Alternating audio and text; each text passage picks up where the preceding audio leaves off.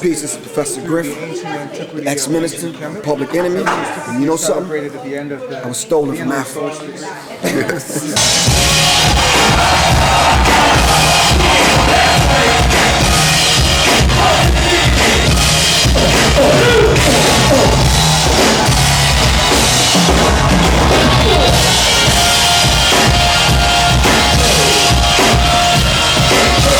Right here with Professor Griff, you know what I mean, at the lecture, Hip Hop is Dead lecture, and both the covert war on hip hop, whatnot, Ryerson.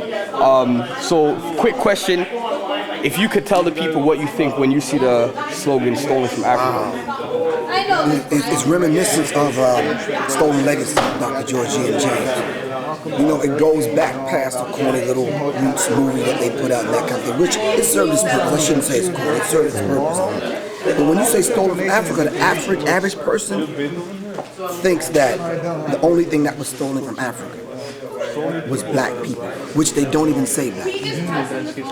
They say the slaves were taken from Africa, and we weren't slaves in Africa. Are you following me? Okay, so when I hear stolen from Africa, we need to know and understand the precious minerals that America and Europe need to maintain their civilization was stolen from Africa. Right.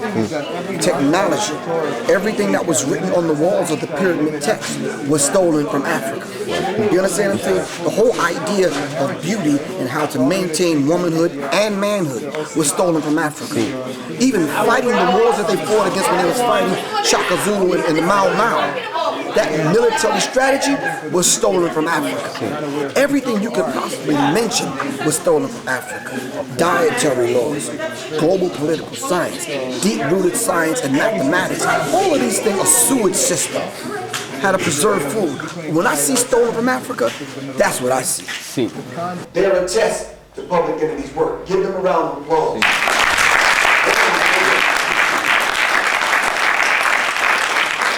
Got a sound, a word, a vibration, something reached them, wherever you were, right? And it may not have caused them to wake up. They were probably already awake. But what we set out to do is raise the conscious level of people. And through the music, at least try to get the human family to understand that, number one, we're human and we're a family. Are you following me? I think people misunderstood Public Enemy's original intent. Because we wanted to bring the human family together and raise the conscious level of the human family, we had to start at home. There's nothing wrong with that, right or wrong. Right. Come on, talk back to me, am I right or wrong? Right. Okay. So in starting at home, people thought that we were pro-black. Right? And being pro-black, people automatically thought that we were anti-white, which wasn't the truth.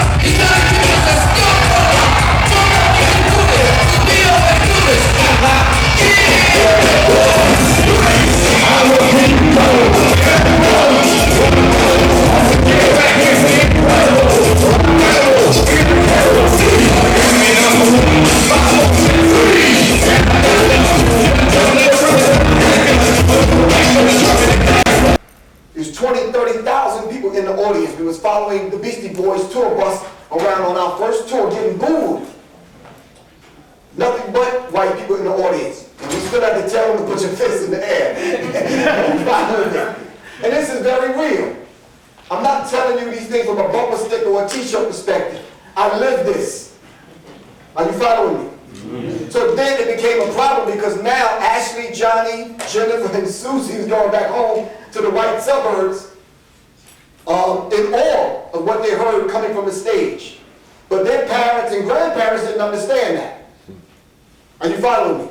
So by the time they caught on, it was already 2 or 3 years down the road, and we already had Nation of Millions to hold us back already out, and it was too late then.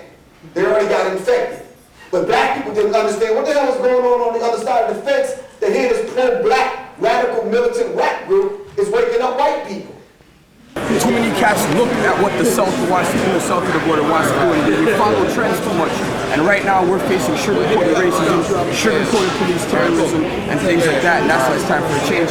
A lot of people, whenever our people, I guess, we mobilize for something positive, it's looked at as a terrorist movement or a negative movement or something aggressive, whatnot. So what would you, I guess, say to the people? Because in Toronto, there's a lot of like the hip-hop scene, hip-hop Canada, things like that. They'll be speaking about racism and when they speak about stolen from Africa. So why do you feel, what would your opinion be on why, like, when you see such a thing like stolen from Africa, when you bring up these type of issues, whatnot, in the hip-hop culture, why would people attach a negative or racist connotations to it? I think they've been taught this by the enemy.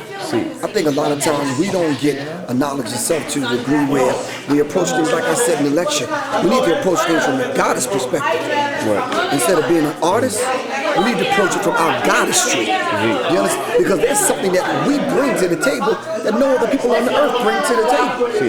You understand what I'm saying? So when taught about, for example, right now, if someone, what's your heritage, your background? I'm from India. Someone can come and tell you about how you should view the history of your people? Yeah. Nah. Of course not. So you can't learn that lesson from them. You understand what I'm saying? You probably have to have your uncles or your father or your grandpa or your grandmother teach you those values and lessons. Of course. Why are you gonna get that history from your open enemy? True. Do you understand what I'm saying? And I think that's indicative of everything that we're supposed to be about, not only in Canada, but America. If I say my father was a Native American, I'm a Blackfoot tribe, should I know my history and be able to pass that on to my son? Of course. Okay, so now, since we don't speak this language, and since we don't learn about these things in a classroom setting, where are we going to get them from? We need to start defining our own reality. Well, I think they called it that because they made it for the ghetto. Because young white kids didn't get a hold of this till later on. Why? Because mom and dad said, look, you're going to hurt your eardrums. We didn't care. Are you following me?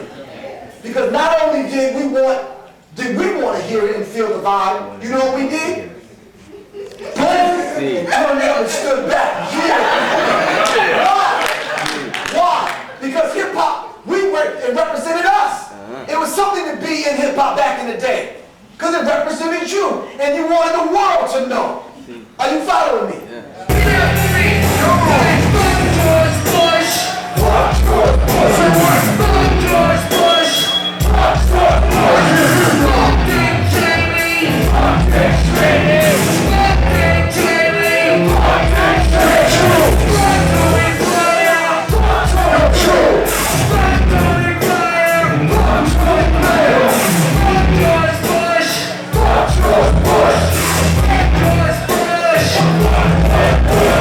She gave me the four fundamental elements of hip-hop. Is balling, pimping, hustling part of that? Is taking your damn clothes off in the video part of that? No. So we need to correct this, right or wrong. Maybe not in your sophisticated, intelligent mind, but how about 8, 9, 10-year-olds? They don't understand that. They're not equipped enough to deal with that psychological covert war. Am I right or wrong? Right. We're at war for the hearts and minds of our people. Are you following me? And we're losing. Raise your hand if you know one of your loved ones has been affected by this music called hip-hop in a negative way. That's good. Guess not. Because what we have to do now is arm ourselves in order to deal with it on an intellectual level, on a spiritual level, before it gets to the physical. Are you following? What I'm doing in a small way today is sounding the alarm. Something is going on in hip-hop that we need to correct.